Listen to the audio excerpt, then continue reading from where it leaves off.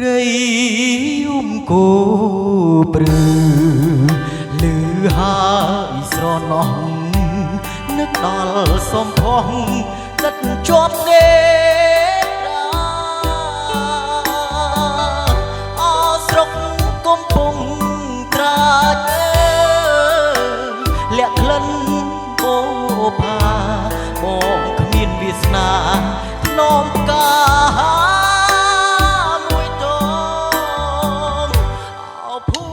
ជ្រេះអើយកុំឡើយបែកបែកថ្មបាក់ស្នេហ៍ស្រិត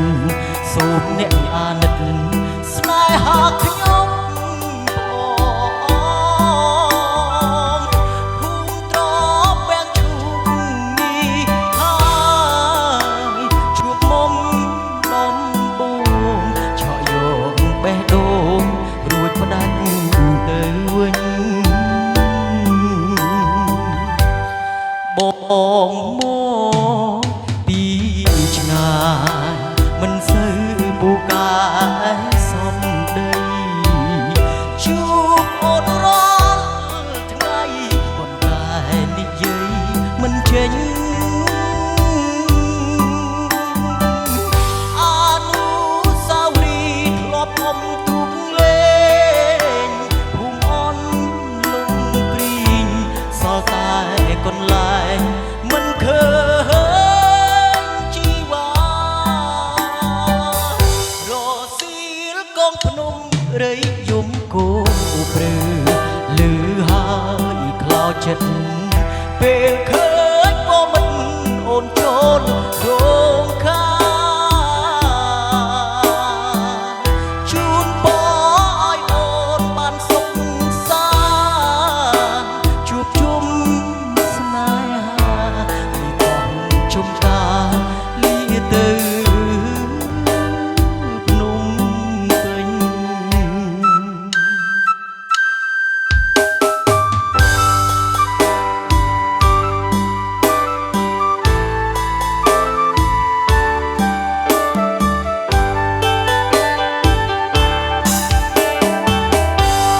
ប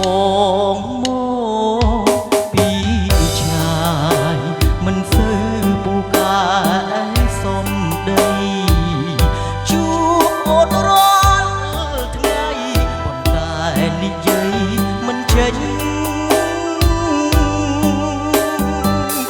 អនុស្សាវរីយ៍ធ្លាប់អមទូកលេ